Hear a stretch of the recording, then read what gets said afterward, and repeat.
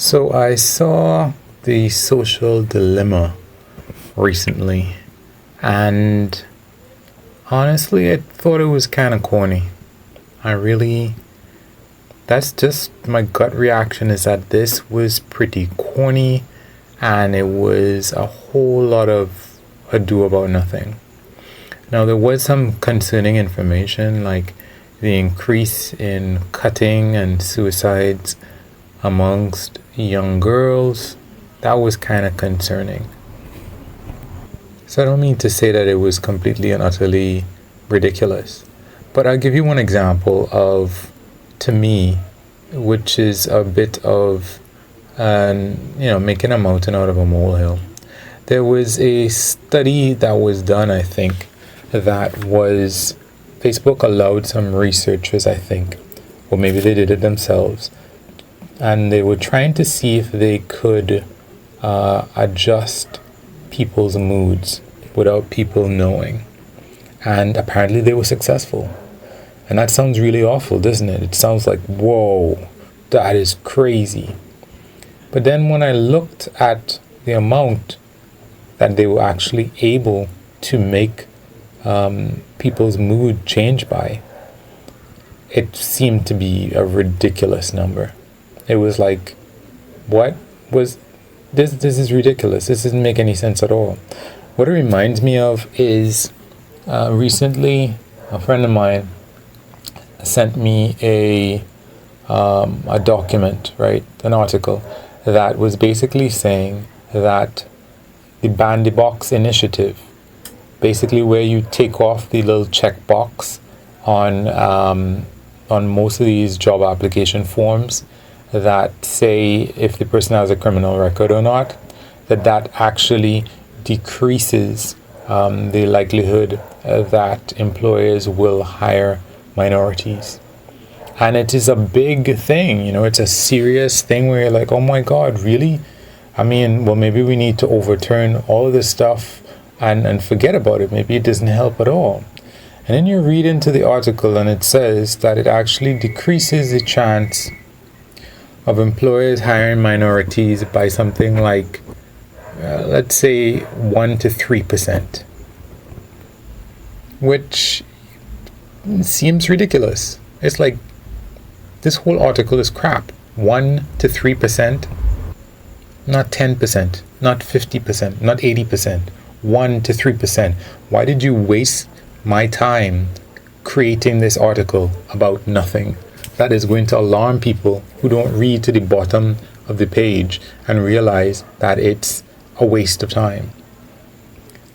So, I don't know. And then, oh my God, the accompanying, what would you call it? Fictional work that accompanies the documentary of The Social Dilemma is just, that is just so bleh.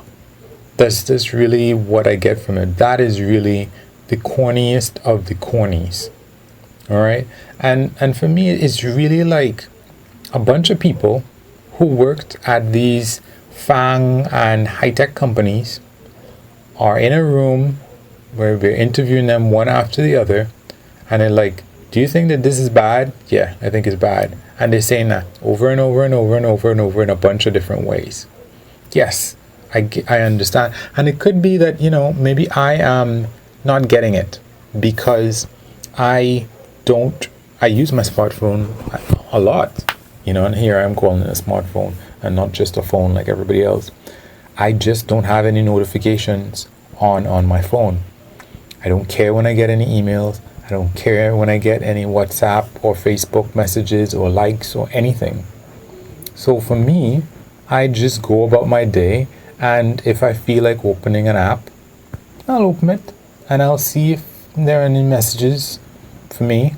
There are a lot of, I don't have any notifications at all. And with respect to Facebook, I'm still on there. Do I post anything? Absolutely not. Do I post anything to Instagram? Do I post anything to, Twitter? I don't actually use Twitter that much. If I'm reading an article and it's about somebody's Twitter or Instagram post, I might actually go to Twitter and see what they post, see what the details of their posts are. I might go on Instagram and see what pictures somebody put up or what videos they put up, if it's based on an article or something. But I don't spend time on Instagram for the sake of being on Instagram per se, or Facebook, or most of these things. Most of these things I'm like output. I feel like telling this person this, or I feel like saying that, or I feel like sharing this, and many things, not Twitter, maybe WhatsApp. So for me, I used to be really steeped in it, and I actually remember the beginning of, the things on Facebook. I used to be like, okay, here I have this Facebook account. What am I supposed to do with it? And I would get reminders, hey, why don't you post something on Facebook? And I went to my settings after a while, but then, I kept going to Facebook, and then I got into it. But then I changed my settings to say that I don't want to know when a friend, this is via email, email would send me something like this. This is before the app or anything like that, or I had a smartphone. So it could just be that I am, flagrantly ignorant of how these things are affecting people. It could very well be. And I do look around and I see, when I go out, I see people buried in their phones. And I don't really think anything of it. I just don't think, when I see people on their phones, I guess I think that, I'm not going to do that. Like I said, I have no notifications on my phone, and most of the time I just want to look out the window. I want to look out the window and see what is around, whatever it is I'm traveling in. If I'm at the park, I'm just looking around at people. I'm not usually on my phone myself. So it could be that I just don't see what the big deal is. And another thing, in Social Dilemma, people are like, oh yeah, these social media things are making us more partisan. So the internet isn't. Like, it's just really on social media that people get this partisan stuff from. So Fox News isn't doing that. So CNN isn't doing that. So Newsweek and New York Post and all these people are not doing things like just the same as social media. And where is all this stuff from social media coming from? Yeah, some of it's videos, some of it might be recorded on Facebook itself, but there's a lot of it that are articles.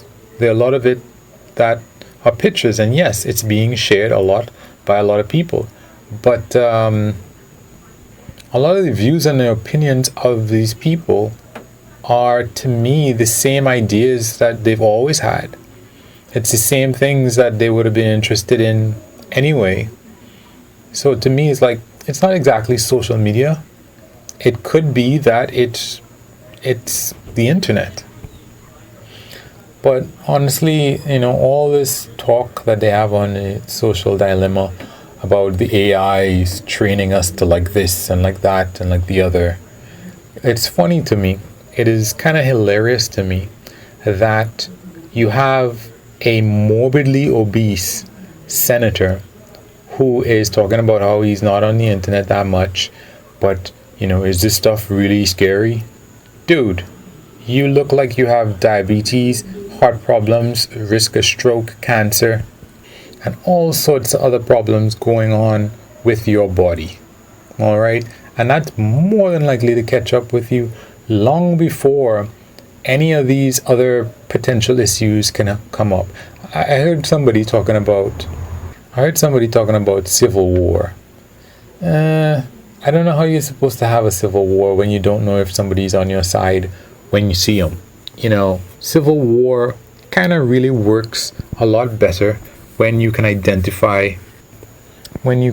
easily identify who are the people that you're fighting.